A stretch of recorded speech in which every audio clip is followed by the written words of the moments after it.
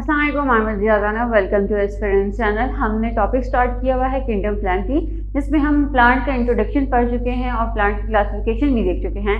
तो जो आज हम दो टॉपिक डिस्कस करेंगे वो है difference between the vascular plant and non vascular plant, और हम साथ में देखेंगे कि फ्लावर बॉटनी क्या है।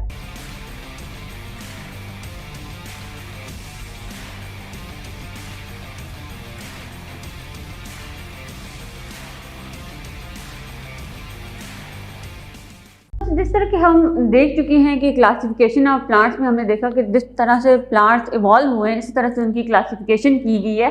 पहले वाले प्लांट्स में ट्रू स्टेम या रूट लीफ की बात करें तो वो नहीं थे। ऐसा ऐसा जिस तरह से प्लांट्स इवॉल्व हुए उनमें ट्रू स्टेम एंड लीफ भी इवॉल्व हुए, साथ में उनमें वस्कुलर सिस्टम की इवॉल्यूशन भी हुई।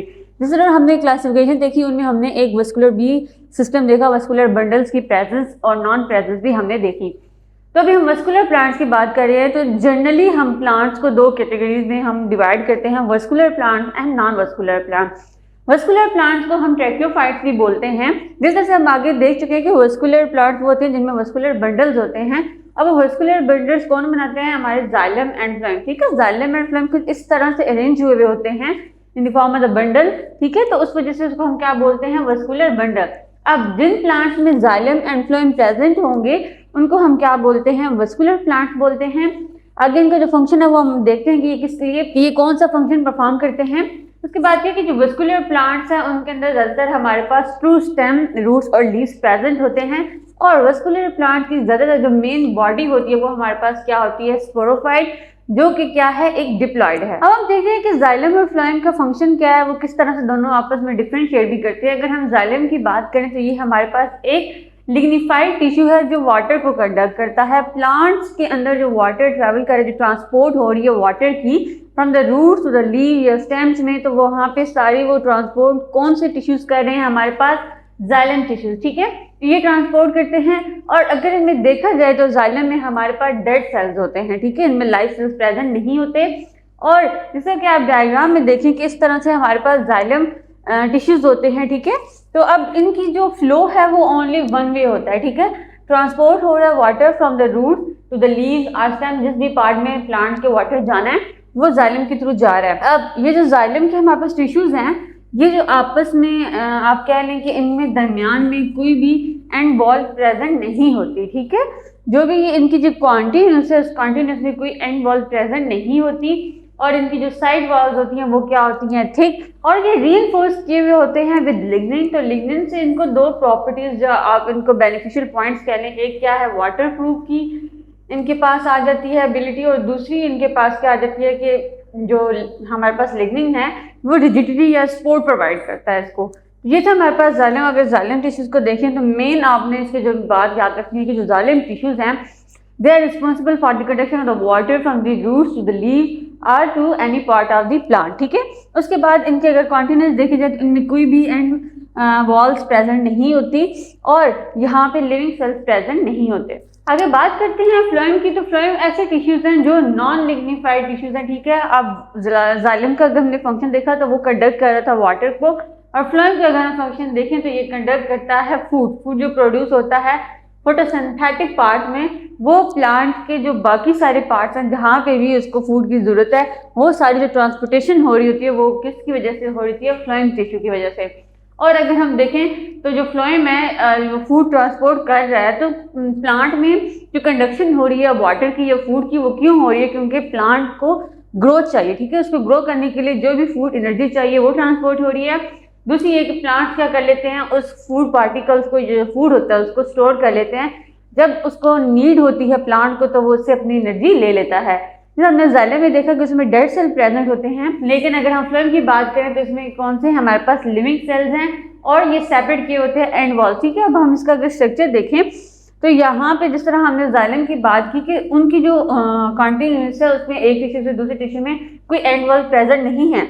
लेकिन अगर हम फ्लोएम की बात करें तो यहाँ पे एंड वॉल्स होती हैं बट द परफोरेशंस, मतलब उनके अंदर होल्स प्रेजेंट होते हैं। ठीक है, इस तरह से जो फ्लोएम है वो कंटिन्यू करता रहता है। और जो फ्लोएम का मेन फंक्शन है कि वो क्या ट्रांसपोर्ट कर रहा है? वो क्या है, फूड एंड वाटर। और अगर हम जाइलम की कंडक्शन की बात करें तो वो क्या कंडक्ट कर रहा होता है, ट्रांसपोर्टेशन ऑफ वाटर। आगे हम डिस्कस करते हैं नॉन मस्कुलर प्लांट, जैसे हम आगे क्लासिफिकेशंस में भी देख चुके हैं। नॉन मस्कुलर प्लांट्स की बात करें तो जाहिर सी बात है इनमें मस्कुलर बंडल्स प्रेजेंट नहीं है, मतलब इनमें जाइलम एंड फ्लोएम, जो जाइलम एंड फ्लोएम है वो प्रेजेंट नहीं है, ठीक है। अगर जाइलम और फ्लोएम इसके पास प्रेजेंट नहीं होगा तो इन प्लांट्स के अंदर एक सिंपल स्ट्रक्चर्स होते हैं।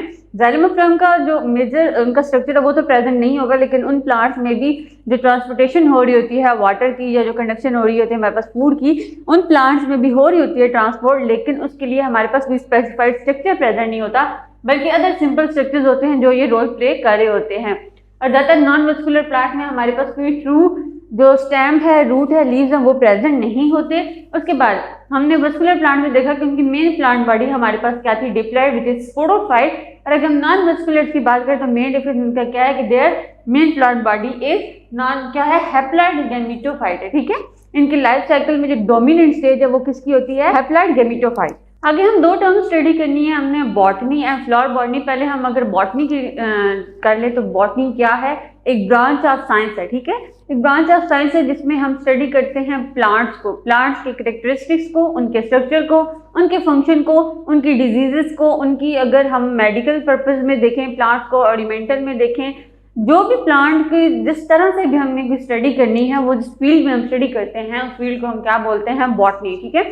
अगर इसकी हमने एक क्लासिकल डेफिनेशन अगर हम देखें तो it is the scientific study of the plant which encompasses क्या है, वाइड रेंज ऑफ टॉपिक, ठीक है। इसमें हम स्ट्रक्चर को स्टडी करते हैं, it structure, their growth, their development, metabolism, classification, genetic, ecology and evolution of plant, कि प्लांट की इवोल्यूशन कैसी हुई, उसमें कौन सी जेनेटिक्स इन्वॉल्व है।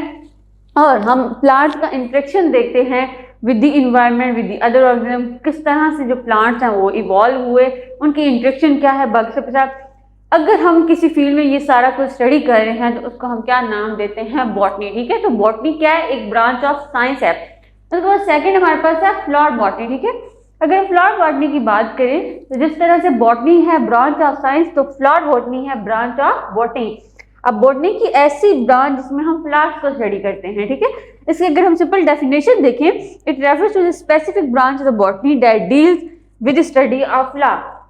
अब हम फ्लावर्स को स्टडी क्यों करते हैं, फ्लावर्स की स्टडी क्यों ज़रूरी है, क्योंकि जब हमने फ्लावर्स की सीजनिंग, उनकी ग्रोथ, उनका स्ट्रक्चर, उनका फंक्शन स्टडी करना होता है, उनकी इंटरेक्शन किसी के साथ स्टडी करनी होती है, किसी प्लांट के स्पेसिफिक कैरेक्टर को, फ्लावर के कैरेक्टर को हमने स्टडी करना होता है, तो फिर जब हम एक प्लांट की ये सारी चीज़ें स्टडी करते हैं तो उसकी हम मेन ब्रांच को क्या बोलते हैं, फ्लावर बॉटनी।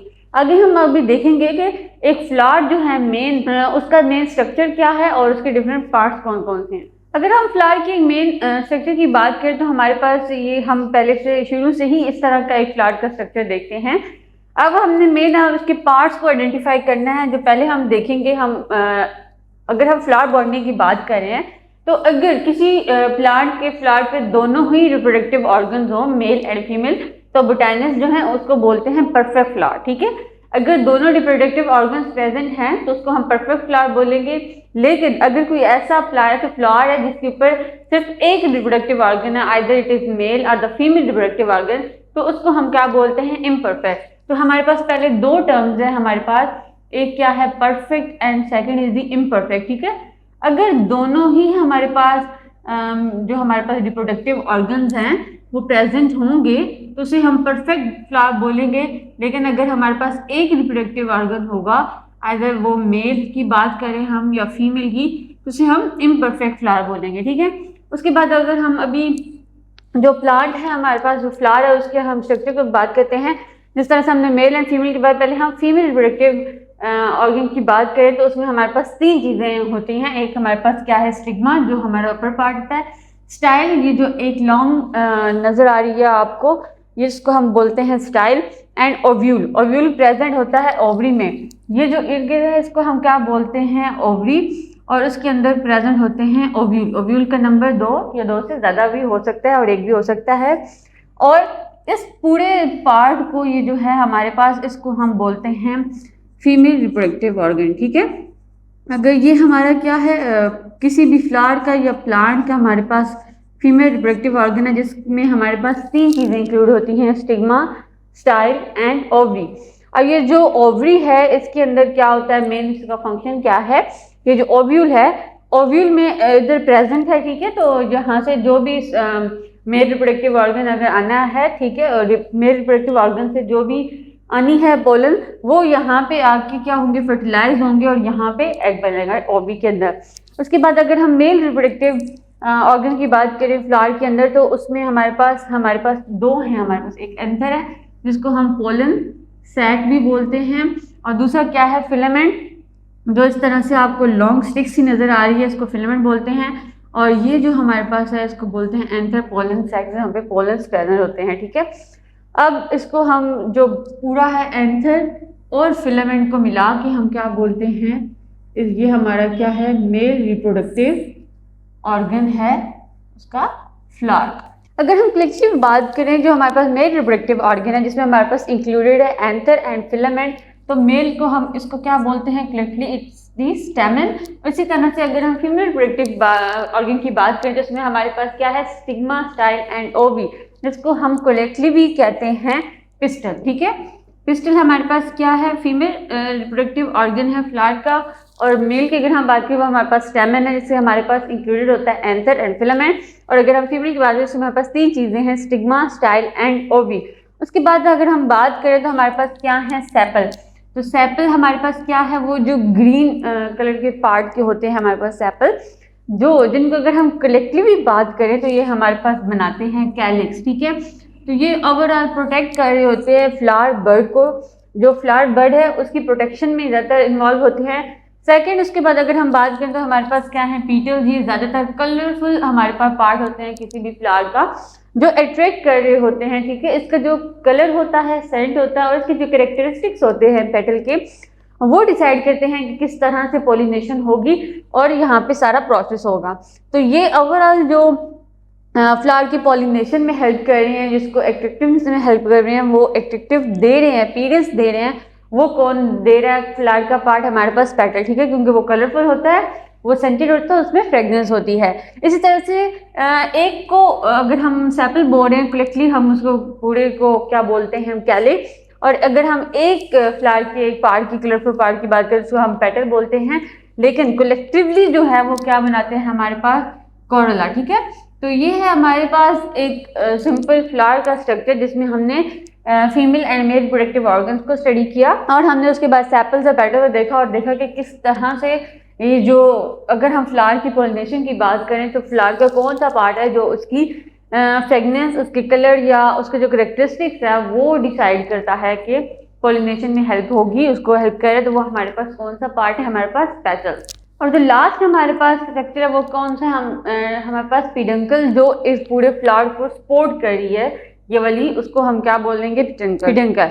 ये था हमारा आज का लेक्चर, जिसमें हमने difference between the vascular plants and non vascular plants को देखा, और उसके बाद हमने बॉटनी और फ्लावर बॉटनी में डिफरेंस देखा कि कौन सी ये दोनों ब्रांचेज हैं, एक साइंस की ब्रांच है, एक बॉटनी की ब्रांच है, किस तरह से वो डील करती है विद द प्लांट्स और विद द फ्लावर। और हमने फ्लावर का स्ट्रक्चर देखा। अब हमें फेसबुक के पेज पे फॉलो भी कर सकते हैं और व्हाट्सएप का ग्रुप भी ज्वाइन कर सकते हैं, जिसका नंबर आपको डिस्क्रिप्शन बॉक्स में मिल जाएगा।